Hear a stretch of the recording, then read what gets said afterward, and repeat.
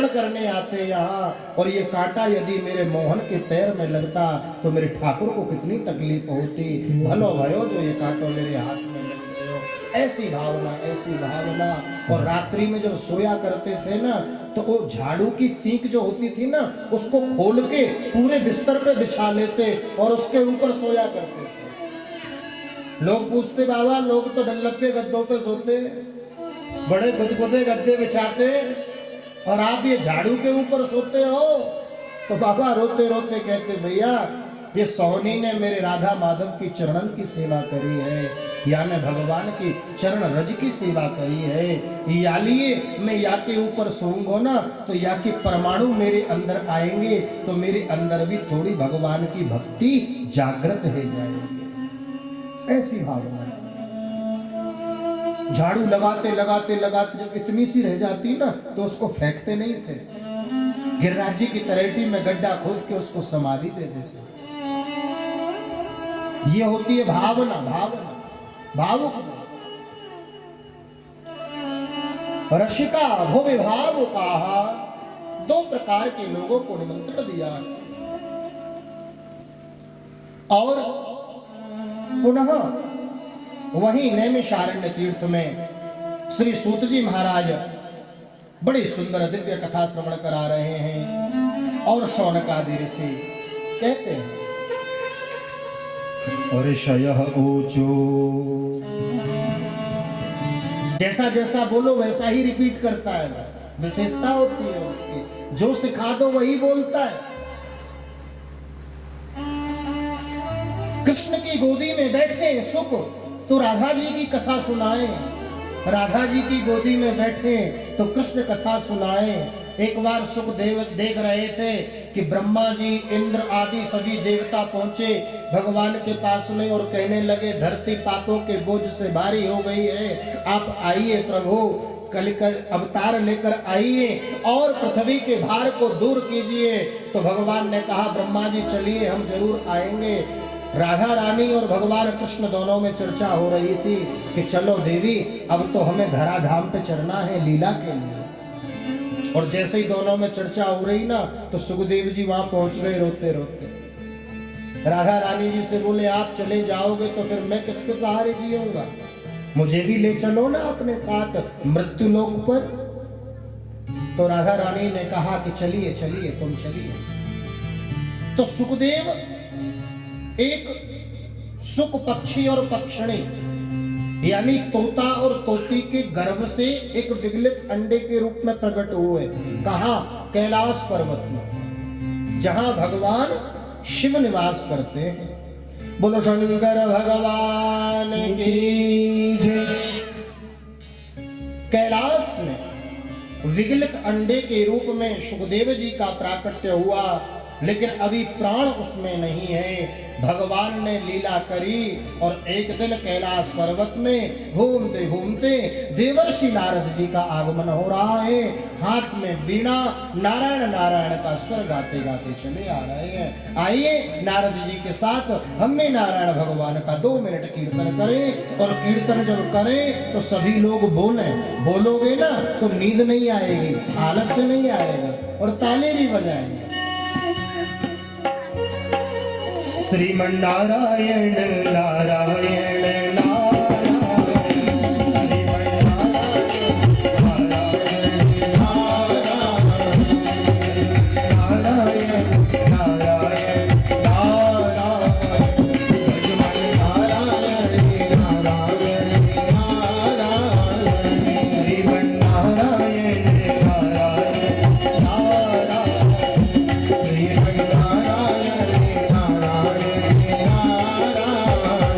भक्ति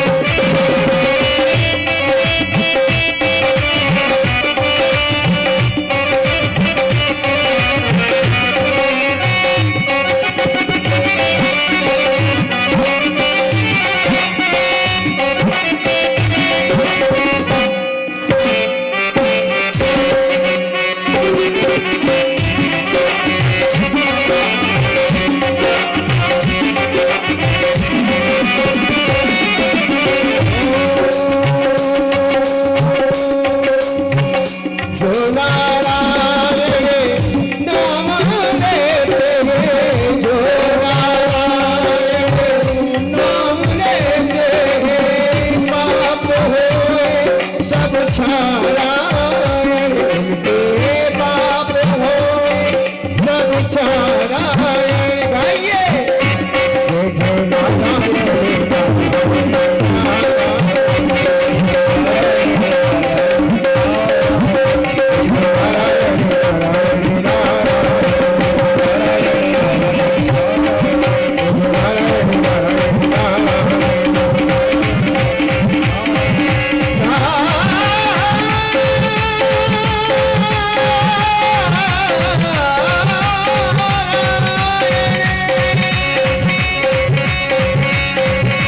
पार्वती ने बड़ा सुंदर स्वागत किया। बाबा आओ, बड़े दिन में पधारे, बड़ी कृपा करी आपने जो आए। आप सुंदर पात्र में जलपान कराया बाबा को, एक पात्र में सुंदर सुंदर लड्डू बाबा को भोग लगाने के लिए दिए। बाबा भोग लगा रहे हैं, जल पी रहे हैं और कहते जा रहे हैं, माता जी क्या करूं, घोर कलकाल आने वाला है आगे। लोग एक दूसरे से संशय करते हैं, इसलिए मैंने कहीं आना जाना बंद कर रखा है। कहीं जाता नहीं, मैं किसी के घर में नहीं जाता।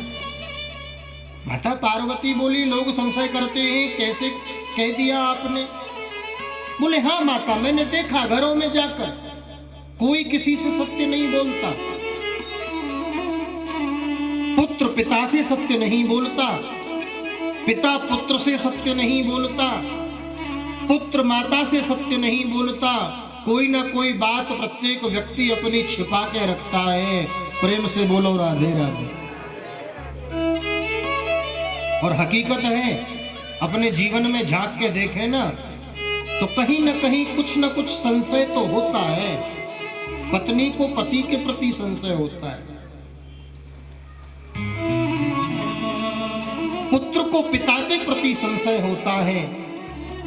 लोग एक दूसरे से बातें छुपाते हैं, सच्ची सच्ची बात बताते नहीं। इसलिए माताजी मैंने तो आना जाना बंद कर रखा है, किसी के घर नहीं जाता, मैं तो भगवान का भजन करता हूं। माता पार्वती बोले असत्य बोलते होंगे औरों के घर में, मेरे घर में तो बहुत सत्य बोला जाता है। अरे मेरे घर में तो कोई संशय नहीं करता, बड़ा प्रेम करते हैं एक दूसरे से। अरे बाबा क्या बताऊं, मेरे घर में तो इतना प्रेम है, इतना प्रेम है, इतना प्रेम है कि हिंसा करने वाले पशु भी एक साथ साथ में रहते हैं। अच्छा बाबा एक बात बताओ, मेरे पतिदेव का वाहन है बैल। क्या वाहन है? बैल। भगवान शंकर काहे पे चलते? बैल पे। और मैं हूं जगदम्बा, तो मेरा वाहन है बब्बर शेर। अब बताओ एक दूसरे के शत्रु हैं कि नहीं? लेकिन फिर भी कैलाश में साथ साथ रहते हैं, साथ साथ रहते हैं। और बताऊं बाबा, मेरे पतिदेव के गले में सर्पों का हार, सर्प रहते। और मेरा जो पुत्र है ना गणेश, उसका वाहन है चूहा। अब बताओ, सर्प चूहे को देखते ही पाल जाता है, ब्रेकफास्ट कर लेता है उसका। लेकिन मेरे घर में तो सांप और चूहा भी एक साथ रहते हैं। और देखो मेरे पतिदेव के गले में पड़ा है सर्प, और मेरा जो बड़ा पुत्र है कार्तिकेय, उसका वाहन है मयूर।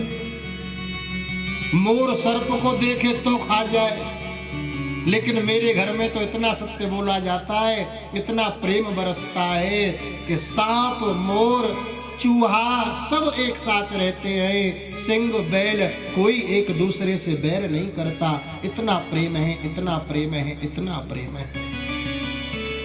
अब नारद जी ने कहा भाई अब लीला कैसे करें? तो नारद जी ने कहा माता जी बहुत प्रेम करते हैं आपके पति आपसे, तो फिर तो आपको सारी बातें बता देते होंगे। बोले हाँ सब बता देते हैं,